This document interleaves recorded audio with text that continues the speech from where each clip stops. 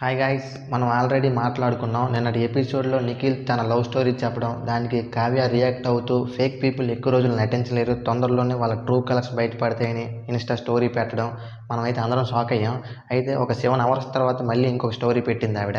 ఏమని పెట్టిందంటే, some peoples are excellent actors. వాళ్ళు అబద్ధాన్ని కూడా చాలా ఇన్నోసెంట్గా ఫేక్ చారంతో చెప్తారు. వాళ్ళు చెప్పిన అబద్ధానికి ఎవరైతే బాధ్యులు ఉంటారో వాళ్ళది తప్పులాగా క్రియేట్ చేసి చెప్తారు. అండ్ ఇప్పుడు నేనైతే చాలా బాధపడుతున్నాను అని ఆవిడ ఇన్స్టా స్టోరీ పెట్టింది. అండ్ నిఖిల్ ఫ్యాన్స్ అండ్ పిఆర్లో ఆమెని అబ్యూస్ కూడా చేస్తున్నారంట, ఆవిడ ఇన్స్టాలో పెట్టింది స్టోరీలో. అండ్ నాకేమనిపిస్తుందంటే, నిఖిల్ తన love story and breakup story చెప్పాడు. షో అయిన తర్వాత వెళ్ళి కలుస్తానని కూడా చెప్పాడు.